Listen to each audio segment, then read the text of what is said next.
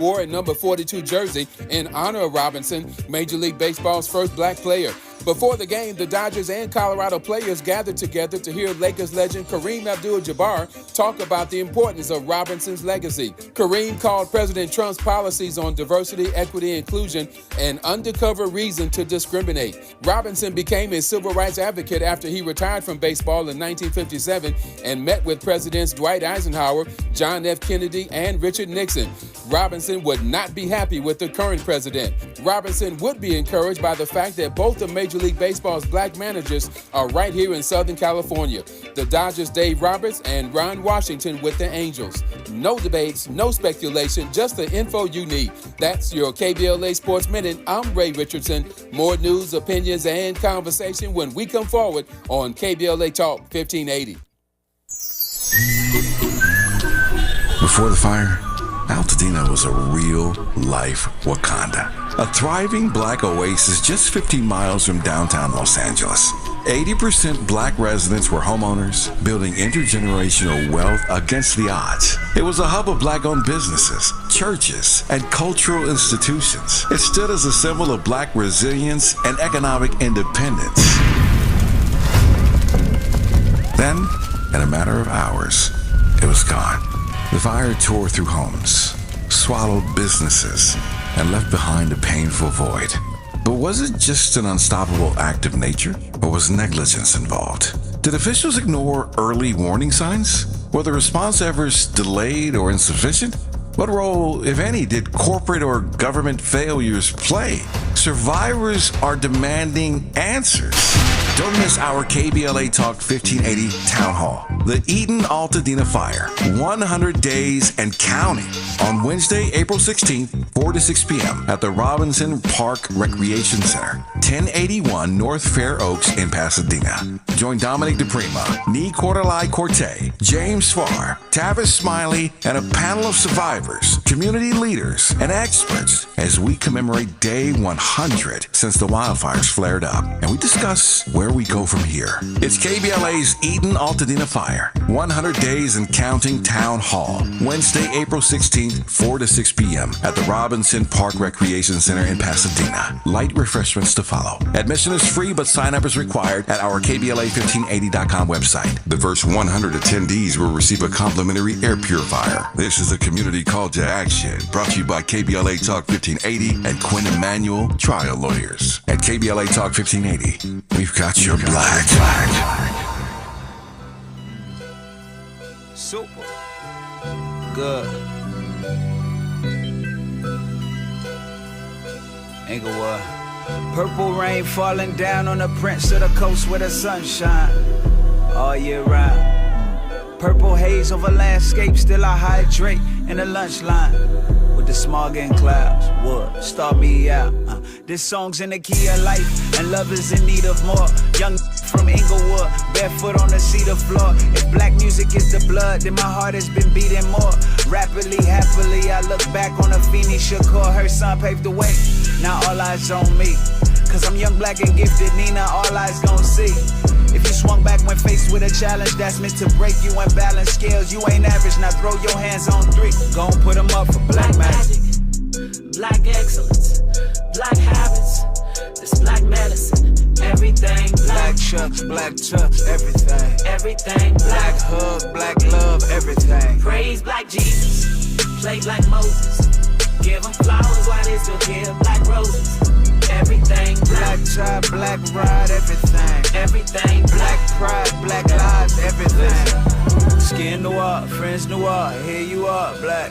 Everything you need, better believe you are that. Skin noir, friends noir, here you are, black. Every time they hear this, they gon' say he made an anthem. Life ain't a pan. KBLA Talk 1580.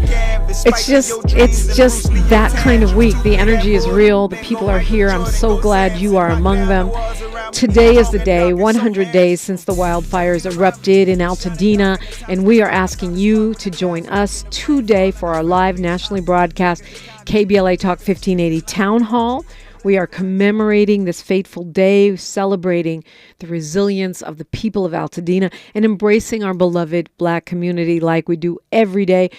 Today, though, we're going to be giving away air purifiers, $100 gift cards to survivors. So please do come and join us today, 4 to 6, for our town hall, the Altadena Eaton Fire 100 Days and Counting.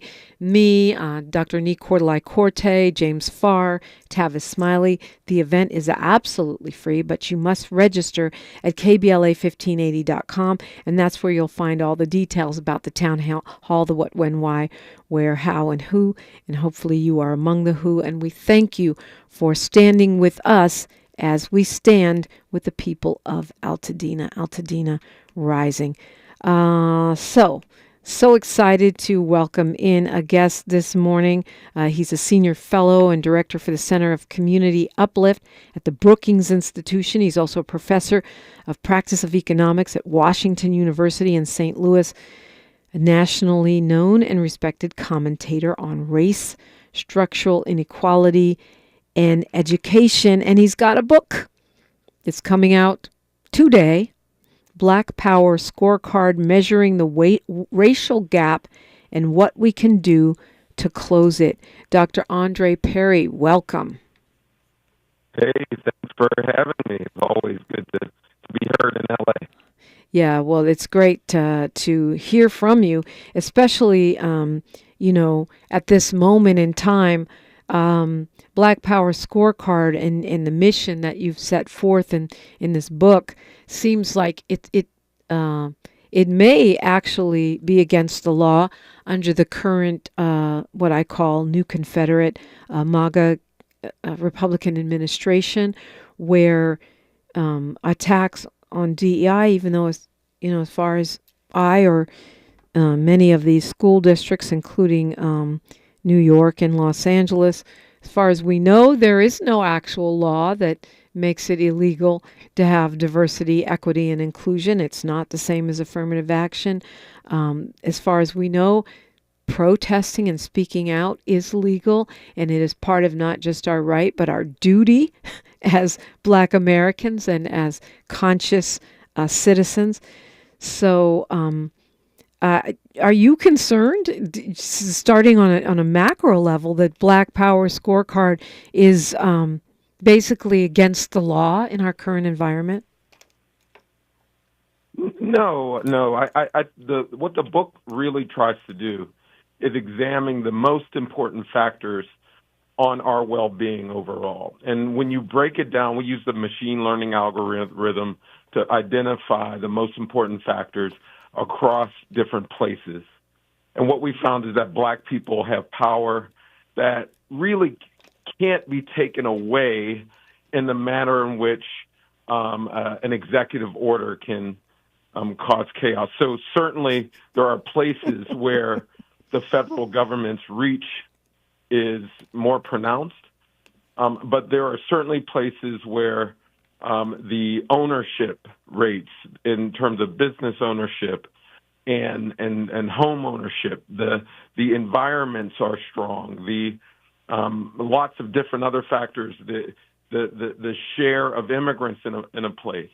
These things aren't easily retractable. So what I try to do in this book is say, hey, we have power, and there will be moments where we are challenged, but let's not forget we are making strides, and we can continue to make strides. And this is the other point I make in the book. DEI and affirmative action have never been the ultimate goals. And in many ways, and in our fight, we have to continue to push for legislation, which has not really happened across multiple administrations. So for me, it is a call to say, hey, let's keep our eye on the prize. Let's continue to work for legislation. We want LDF, the Lawyers Committee, and other lawyers to continue to fight against an administration that is harmful to our communities.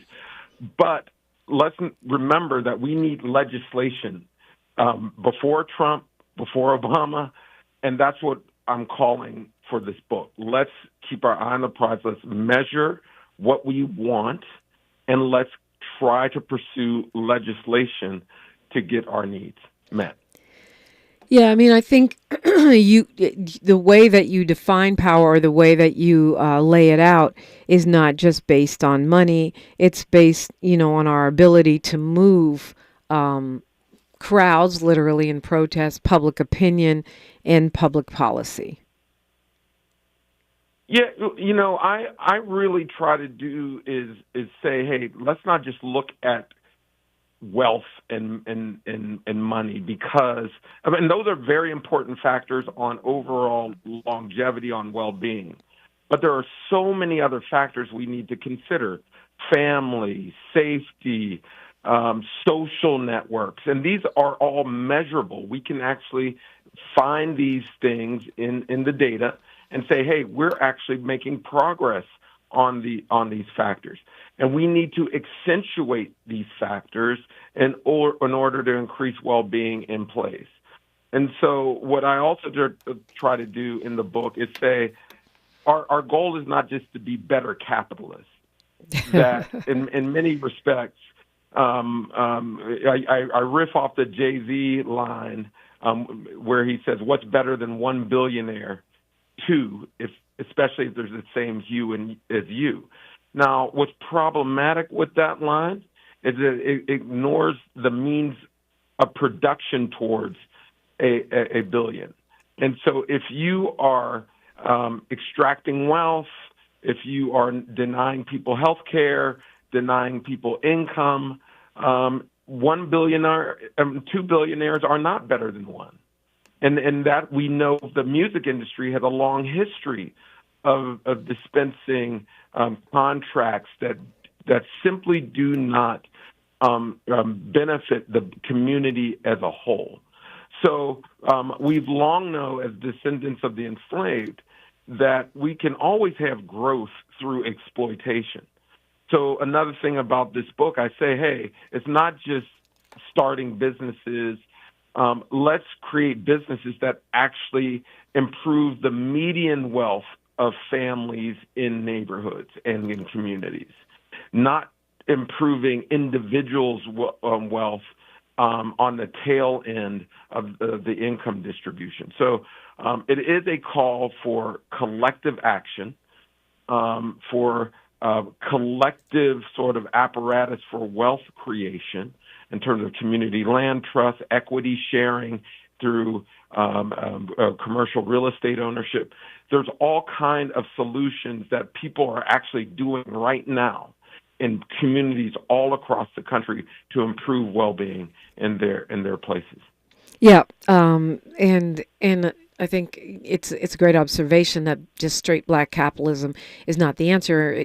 Every generation, decade after decade, I hear, oh well, black people are you've got equity already. You have Michael Jordan, you have Beyonce, you have, right. And so we have Oprah, and as if the existence of a handful of black billionaires actually uplifts, as you say, the median wealth levels, or the opportunity, grid for the vast majority of black people. And I think right now, we were talking about this yesterday on the air, Dr. Perry, where because of this moment of extreme oligarchy that we're in with our country. I mean, it's not new. There's always been an oligarchical streak, but because it's become so obvious and clear and blatant, that I feel like one of the silver linings is a raising of class consciousness and analysis. Now, the Beehive is mad at Beyonce for charging too much. Now, now people are pushing back on Steve Harvey and his endless pictures of him and his wife in, $20,000 worth of clothes. And so I feel like there is some opportunity in this perilous moment for people to start to understand that having a few symbolic successes to shame the rest of everybody else for why they're not thriving in a system that's not set up for us to thrive is actually could present a little window of opportunity of understanding. Agree, disagree, thoughts? Yeah, I agree. And when people buy Black Power Scorecard, they're going to see how we examine power. We lifted a bunch of data using a machine learning algorithm, a lasso regression to find the most important factors on well-being. And what did not come out of that data is how many Grammys Beyonce won, or how many comedians get access to the White House, changing the Little Mermaid black. Things like Juneteenth holidays, and these are all symbolic gestures. They do not substantively move well-being. And there are places, let me be clear, there are places where we are thriving. And it is because of the civic action that is happening in those places. And it's not, replicating sort of, Jay-Z. It's replicating the everyday businesses. It's scaling the businesses that may have had 3 employees. Now they have 20. This is the kind of focus we need. So even the conversation about entertainers is somewhat a distraction. We should be focused on the things that matter: income, education, quality environments. These are the things that matter. Family, safety. These are the things that matter. So every time we engage in a conversation about entertainers and whoever's on the tail end of the income distribution, we're losing sight of what actually matters. And you are absolutely right. Empirically, you can have more black billionaires, and median wealth doesn't change.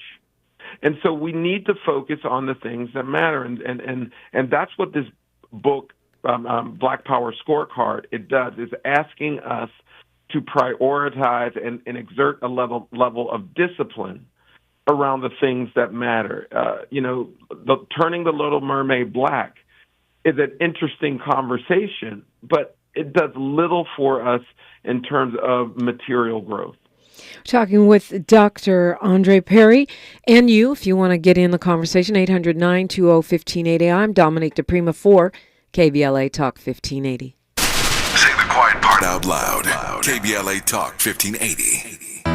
Hey, this is Zoe Williams, the voice of reason, and for over 20 years, Parkside Economic Development Corporation has served Leimert Park and surrounding communities, empowering tomorrow's leaders and changing lives. Parkside EDC has awarded over $400,000 in college scholarships while sharing economic principles of the Big Five of money with students and their families. Parkside EDC partners with organizations like the Brotherhood Crusade to assure our youth have the financial acumen to succeed. Parkside EDC provides families and businesses with financial insights, offering free online, on-site, and on-air B-Warp presentations. The Black Wealth Attainment and Retention Programs helps our community acquire, sustain, and pass down legacy wealth. High school seniors can apply for this year's scholarship awards at parksideedc.org. Scholarships will be awarded at Parkside EDC's Gospel/Jazz Brunch on Sunday, April the 27th. For details, tickets, or donations, please visit parksideedc.org.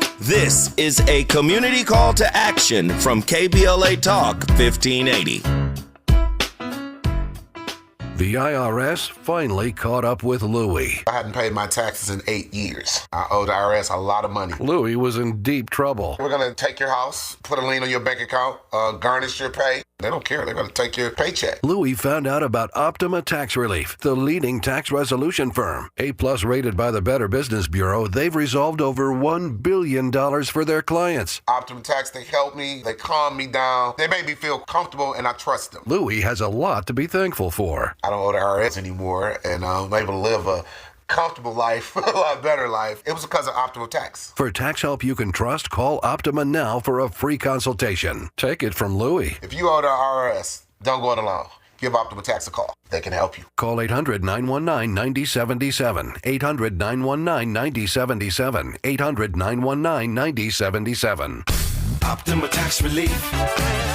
testimonial from an actual client. Some restrictions apply. For complete details, please visit OptimaTaxRelief.com. Join Council Member Curran Price and the Black Los Angeles Cannabis Council this Wednesday, April 16th at 8:30 a.m. at City Hall as they demand accountability for the city's failed cannabis social equity program. For 7 years, the city has delayed licenses, mismanaged millions of dollars in grant funding, and failed to deliver on its promises to communities harmed by the war on drugs. Meanwhile, illegal shops flood our neighborhoods with unregulated products, creating public health risks and economic devastation for Black-owned businesses trying to play by the rules. This isn't just about cannabis, it's about racial justice, economic equity, and holding city leaders to their word. Councilmember Curran Price is standing with them and speaking at the rally because enough is enough. Wednesday, April 16th, 8:30 a.m., Los Angeles City Hall. Be there and be heard. For more information, please call 347-901-8744. That's 347-901-8744.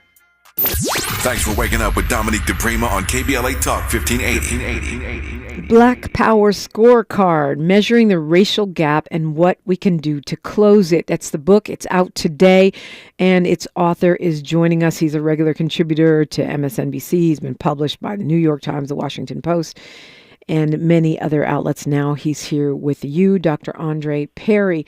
Congratulations on your book.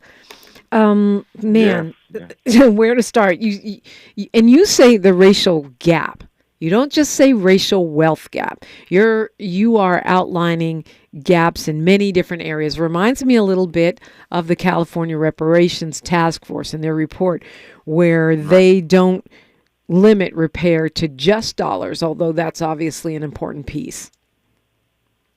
Yeah, when you talk about, particularly about discrimination, you should focus on the range of activities and remedies that we should be involved in. Certainly, when you're talking about reparations, I do address reparations in the book. Yes. You should talk about housing. You should talk about issues of non-repetition. You want to create programs that would discourage any kind of discrimination from happening again. You want programs around mental health that encourages education, that don't necessarily mean you have to cut a check per se, but you can create the overall conditions for thriving. And that's one of the main purposes of the book.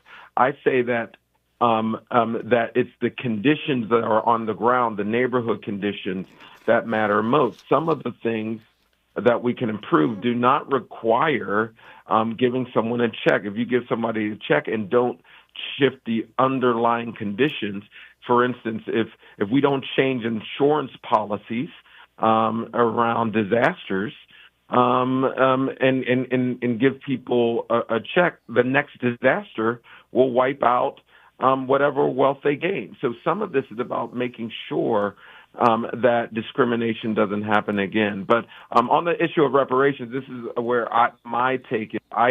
I look at local reparations as the solution. I think we should identify local initiatives and have them make their way up to state and federal legislation.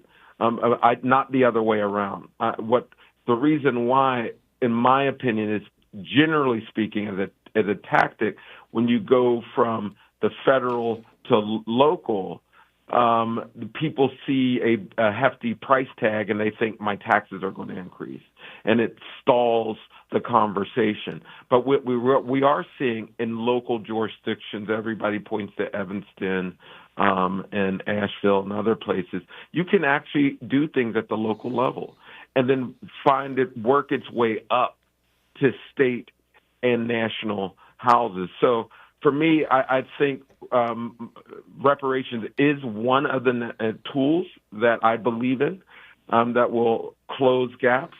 And I think we need to be strategic in accessing that tool. I mean, you say in the book that just Black entrepreneurs alone, the success of individual Black entrepreneurs is not enough to close a gap. Oh, yeah, it's not. I mean, there's only so far we can go to close racial gaps on our own. Now, this is what I do say, that we're not going to close wealth gaps anytime soon, particularly without reparations. But we should demand the resources necessary to thrive. That I measure power in years of life. There are places where the wealth gap is not closed, but people live into their 80s. And that's because they have home ownership. Business ownership is thriving. Air quality is good. There's safety. These things we can demand. So we don't necessarily have to close racial gaps completely in order to get the resources we need. And because that's the other thing that stalls the conversation. Like a lot of people want it all. They want to close the gap. There's a conversation when it comes to reparations, the amount should be total to close the racial wealth gap. I generally take the perspective of I want people to thrive. Regardless, I want people to have enough money to pass on to their children, to own a home, to start a business. That's not necessarily the amount to close the racial gap. I'll give you an example. Most people know me through my work on housing devaluation, where I found that homes in black neighborhoods are underpriced by 23%, about $48,000 per home. Cumulatively, there's about $156 billion in lost equity in neighborhoods across the country. And I'll put this in perspective for your listeners. $156 billion would have financed more than 4 million black-owned businesses based upon the average amount black people use to start their firms. It would have paid for more than 8 million four-year degrees based upon the average amount of four-year public education, replaced the pipes in Flint, Michigan 3,000 times over, is nearly double the annual economic burden of the opioid crisis. It's a big number. And so that's just $156 billion. When you're talking about closing the racial wealth gap, you're talking about in tens of trillions. Some estimate 13 trillion, something around that. $156 billion can uplift a community. So I'm less interested in comparing ourselves to white people and what they have. I'm more interested in giving black people what we need to thrive. And that just requires a different sort of metric, different mindset. I really do want to eliminate injustice. I want to repair the injustices that occurred. More importantly, though, I want people today to thrive. Let's make sure that we get those resources so we can grow. And that's what Black Power Scorecard is about. What do we need right now to thrive? And that's what we calculate.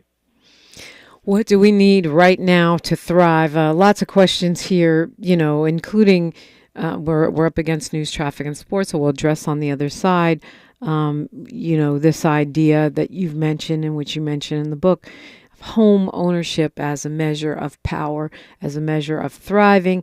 We're doing a town hall today, Dr. Perry in Altadena, and one of the reasons this resonates so much for us is because 81% of the black folks in that community own their homes prior to this fire, highest home ownership rate in the United States. You talk about places where people are thriving. Want to focus on that and what it means, among other things, when we continue after news, traffic, and sports on KBLA Talk 1580. She's reclaiming her time on KBLA Talk 1580. More First Things First with Dominique DiPrima when we come forward.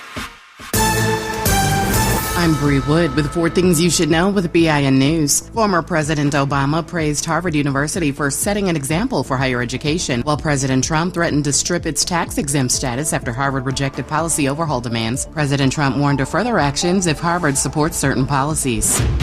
President Trump is considering sending U.S. citizens who commit violent crimes to prisons in El Salvador, calling them homegrown criminals. This comes amid ongoing efforts to return a wrongly deported Maryland man. Governor Gavin Newsom is launching a tourism campaign inviting Canadians to visit California, noting its attractions and distance from Washington, D.C. And rapper Nelly's attorneys seek sanctions against former St. Lunatics member Ali K. Jones after he requested to dismiss his lawsuit over unpaid contributions to Country Grammar. Jones accused Nelly of excluding him from credits and royalties, but Nelly's team calls the claims frivolous and time-barred. Get BIN News on demand 24/7 on the iHeartRadio app. Imagine a photograph of your favorite place in California. Then right in the middle of it, one piece of litter. Litter has no place in our lives, not one piece. Together, let's change that. Clean California. Zero litter is the goal. CleanCA.com. This is the KBLA Sports Minute with Ray Richardson. The Dodgers beat Colorado Tuesday 6-2 on Jackie Robinson Day. Every player from both teams wore a number 42 jersey in honor of Robinson, Major League Baseball's first black player. Before the game, the Dodgers and Colorado players gathered together to hear Lakers legend Kareem Abdul-Jabbar talk about the importance of Robinson's legacy. Kareem called President Trump's policies on diversity, equity, and inclusion an undercover reason to discriminate. Robinson became a civil rights advocate after he retired from baseball in 1957 and met with Presidents Dwight Eisenhower, John F. Kennedy, and Richard Nixon. Robinson would not be happy with the current president. Robinson would be encouraged by the fact that both of Major League Baseball's black managers are right here in Southern California. The Dodgers' Dave Roberts and Ron Washington with the Angels. No debates, no speculation, just the info you need. That's your KBLA Sports Minute. I'm Ray Richardson. More news, opinions, and conversation when we come forward on KBLA Talk 1580. This is a story of the one. As a maintenance specialist for university housing, he knows college students can major in wear and tear. Plus, housing so many students doesn't leave a lot of room to house all the supplies he needs. That's where Grainger comes in. With over 1 million industrial-grade products and fast, dependable delivery, Grainger carries the quality products he needs so he doesn't have to. From a new door hinge to a whole new faucet. Call, click Grainger.com, or just stop by. Grainger, for the ones who get it done. Why'd I go to the doctor? My heart would race just taking my son to practice. It didn't feel right. So I got checked out. Turns out I have atrial fibrillation, which increases the risk of stroke about 5 times. Symptoms like irregular heartbeat, heart racing, chest pain, shortness of breath, fatigue, or lightheadedness can come and go. But if it's AFib, the risk of stroke remains. If you have symptoms, contact a doctor. I'm so glad I did. Visit notimetowait.com. Sponsored by Bristol-Myers Squibb and Pfizer. Hear that? That's the sound of your life. Perfectly imperfect. Beating in rhythm to the world you've created. But every time you drive after drinking, the music gets drowned out. Your life sounds pretty great. Don't let a buzz ruin it. Buzz driving is drunk driving. Don't drive buzzed. A message from NHTSA and the Ad Council.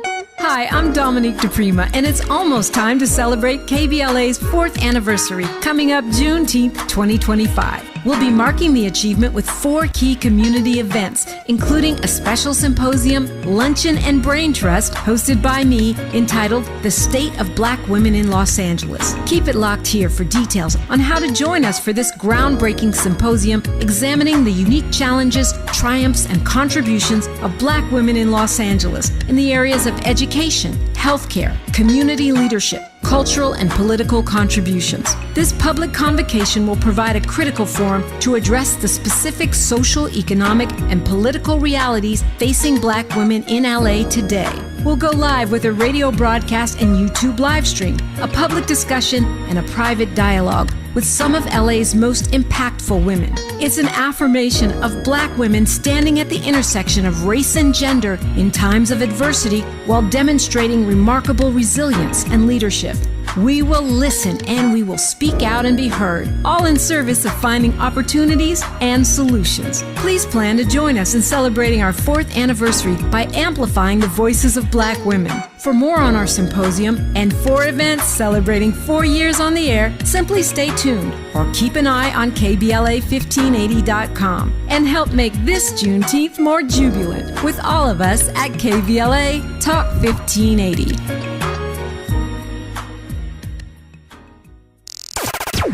Broadcasting live from Leimert Park, USA. Welcome back to your home for unapologetically progressive radio, KBLA Talk 1580. In conversation now with Dr. Andre Perry. His book is out today, The Black Power Scorecard, Measuring the Racial Gap and What We Can Do About It.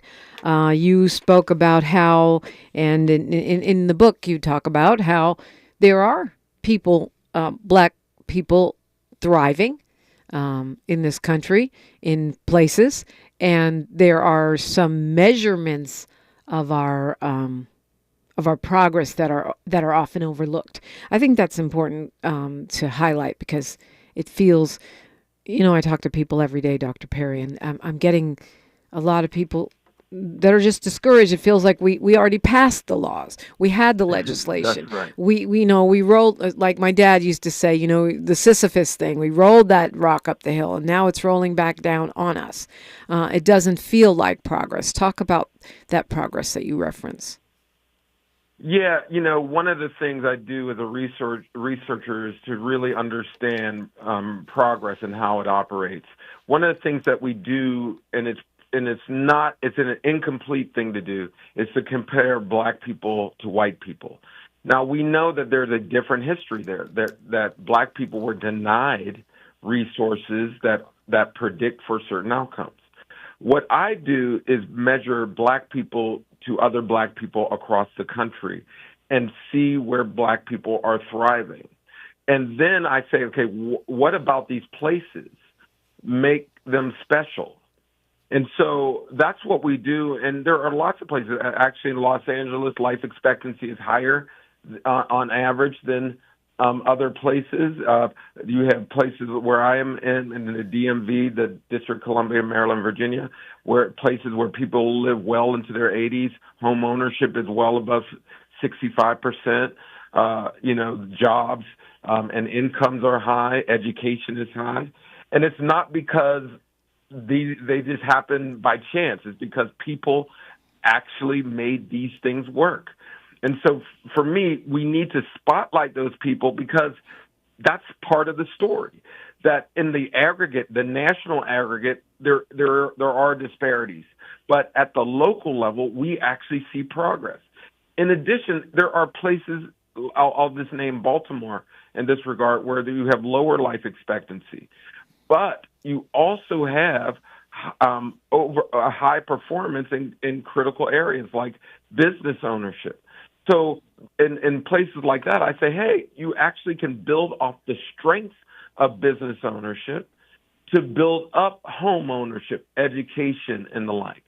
So we need to have also an asset-driven frame and narrative that goes along with a lot of this disparity because, again, you're not going to erase progress with a stroke of a pen. Certainly, it can do damage to where we are. But I just want folks, listeners, to understand that we still have power. What is required in these moments is intense mobilization, intense organization, figuring our levers, and have a legislative agenda for a year and a half from now, 3.5 years from now.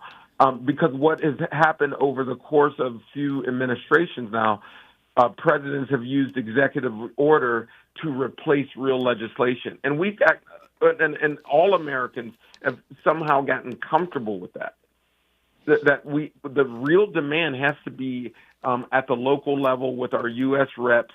And by the way, Congress has not really done anything in over a few presidents or presidential cycles now. We have to demand local governance. We should hold our local leaders accountable across metrics that matter.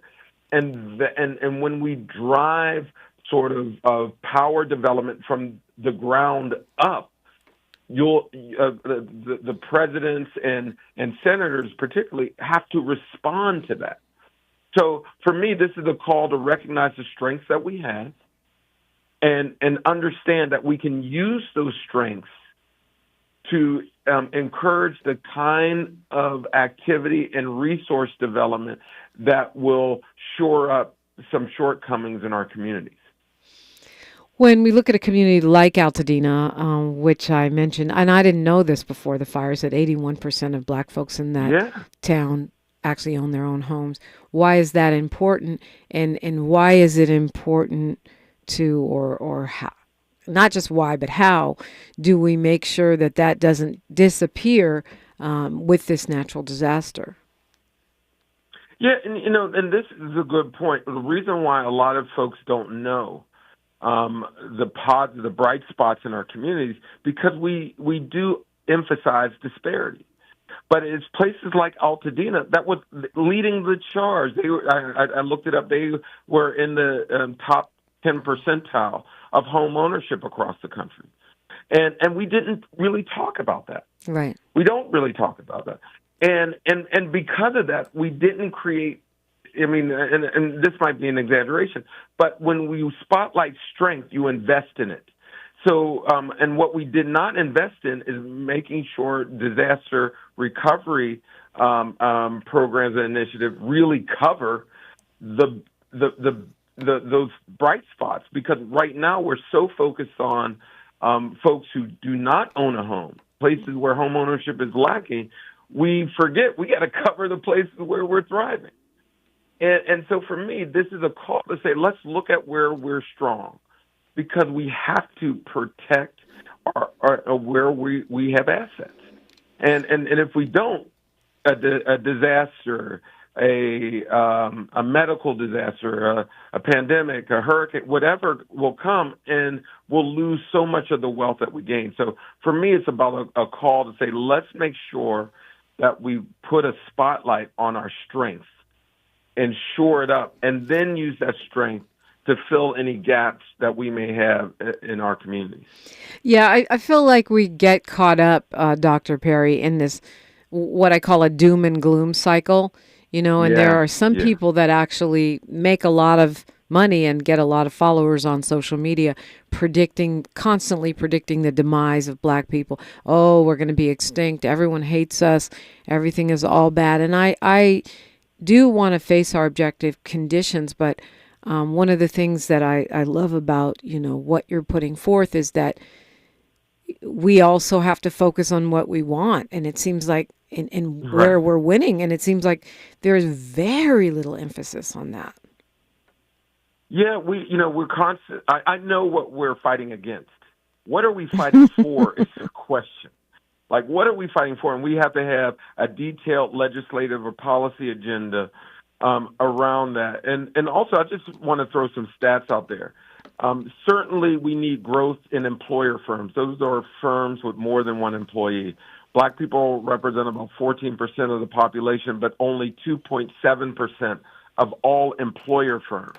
Now, why do I say that? Now, since 2017, we've increased employer firms by 50%. Wow. And that goes across the Trump administration, the Biden administration, and a little bit of the current administration. We are growing businesses. Now, that might be at risk, but one thing is clear. Black entrepreneurs know how to navigate political terrains. And we need to keep that in mind. Another study that is in the book, Black Power Scorecard, is that we scraped all the Yelp data from businesses all across the country. And what we found is that Black, brown, and Asian-owned firms actually score higher on Yelp than their white counterparts, but they get less revenue in Black communities. And so for me, we always need to hear the adage that our elders used to say, that is, our ice is just as cold. Yeah. Our ice is just as cold. It is true. It holds up empirically. So for me, my book is, it's just reminding ourselves that we have strength. There's progress. There's growth.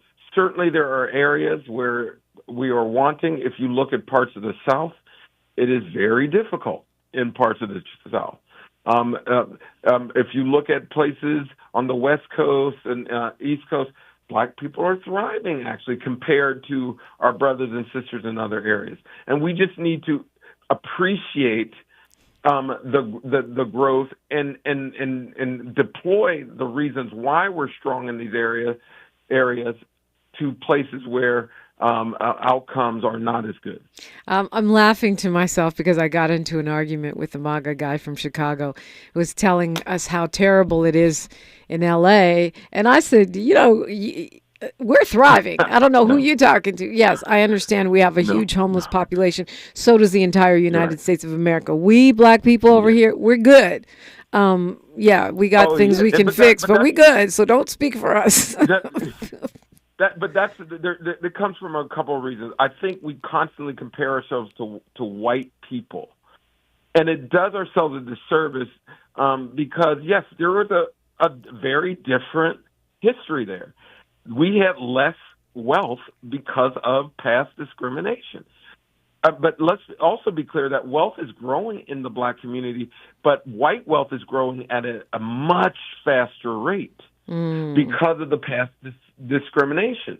But but we are positively impacting ourselves. And so for me, I just don't want to discount that growth in the midst of these disparities.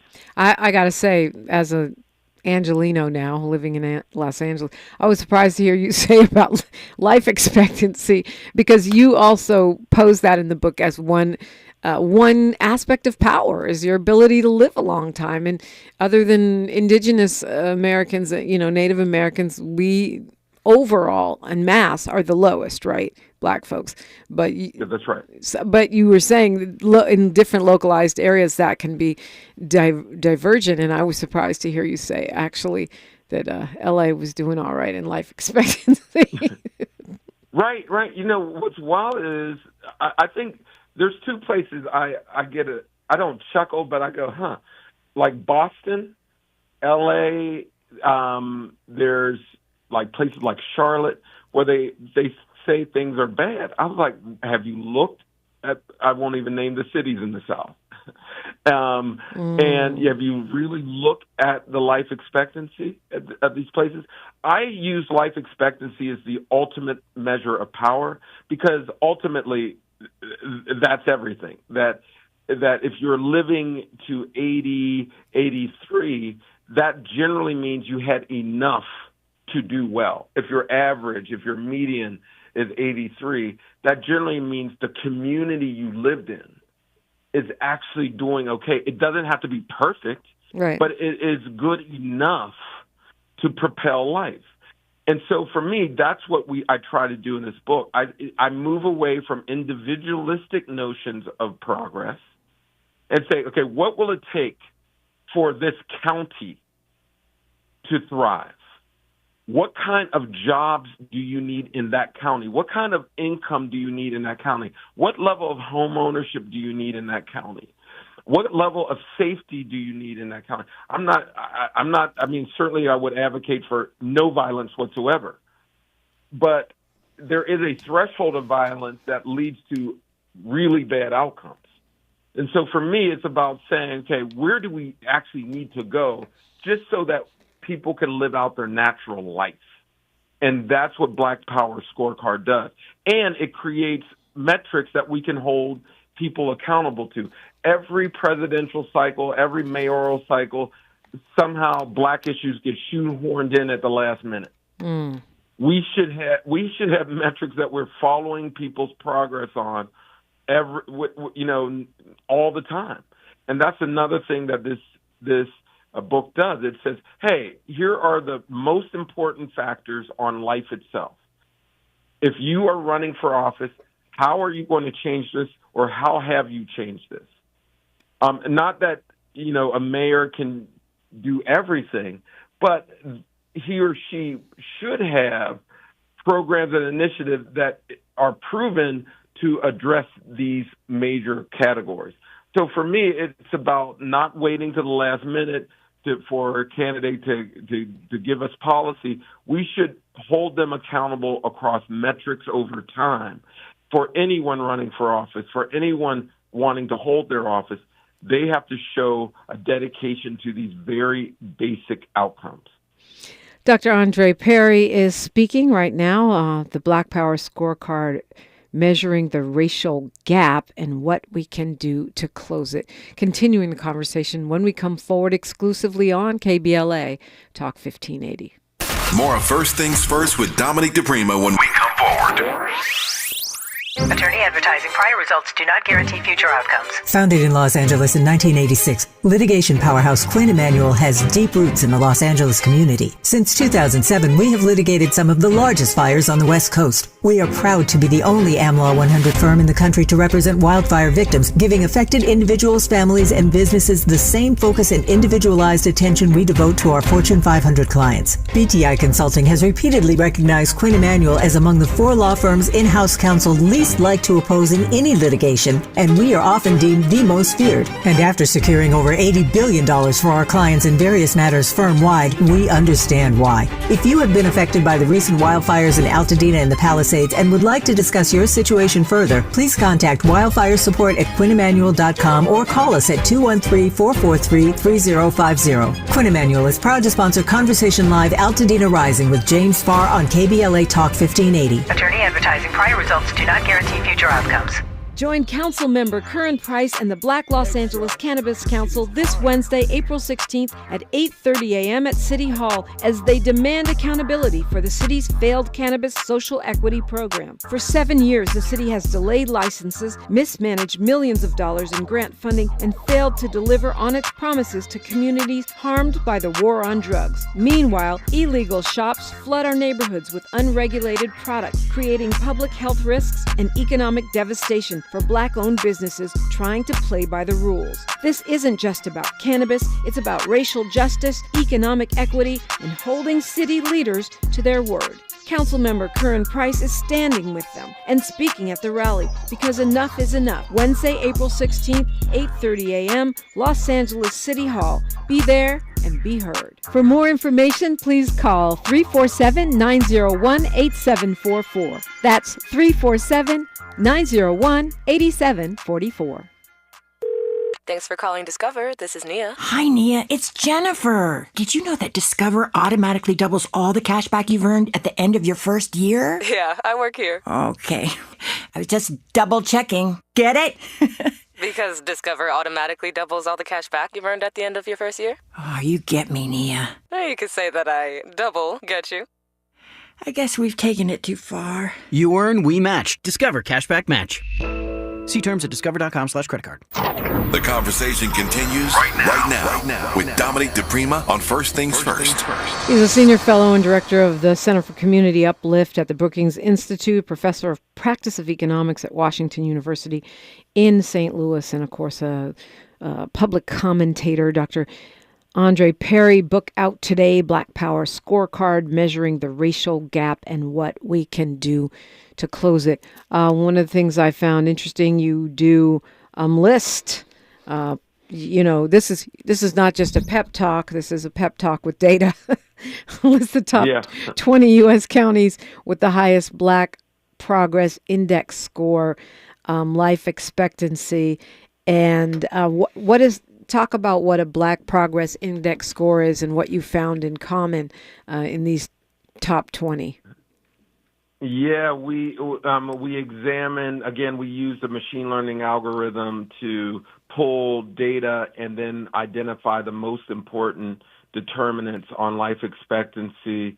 And some of the things that you'll find are very determinant. There are no surprises here: income, home ownership, education, social networks. Actually, when we put in the Facebook data, national data in there, we found that places that have where the Facebook friends are the longest in distance, they predict for life expectancy.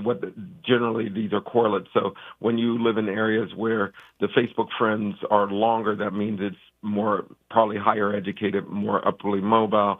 But then there are some negative determinants. So, and one surprising finding that, and before folks hurl something at me, religious adherence was a negative determinant.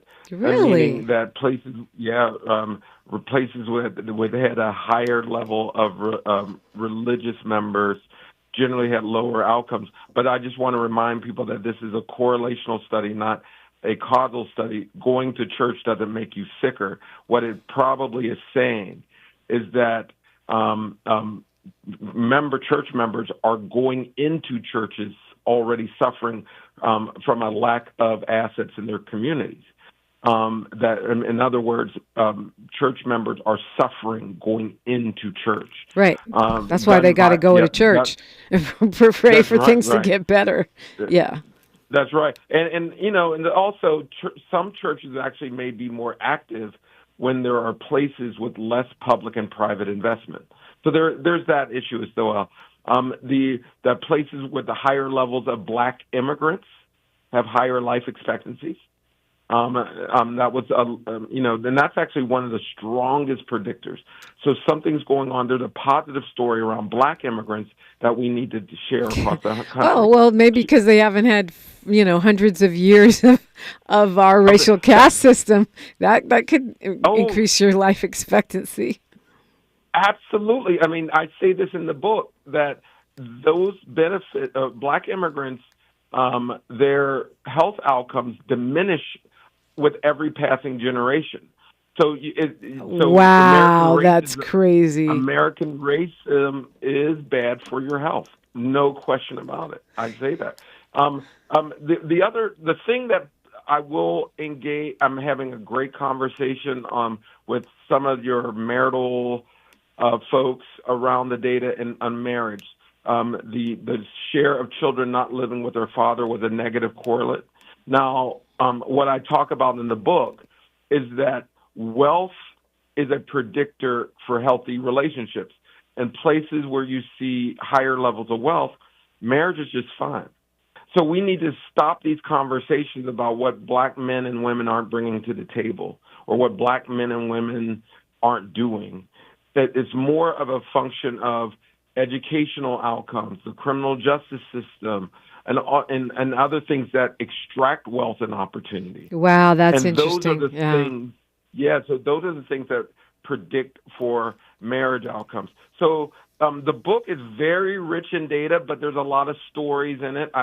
I believe in making sure that you narrate people with the data. So, but people are going to see the evidence. This is not a book where I'm waxing poetic about how how good Black communities are. No, there's actual evidence. There's data, and I show, hey, there are places where we're thriving. There are certainly places where we're not. But let's focus on the places where we're thriving because there are solutions, on the ground solutions. And I want to remind the listeners, just like most of the discrimination that we live with today started at the local level. And I'll give you an example. Redlining didn't start with the federal government. Redlining started in Baltimore. It was eventually codified and resourced at the federal level.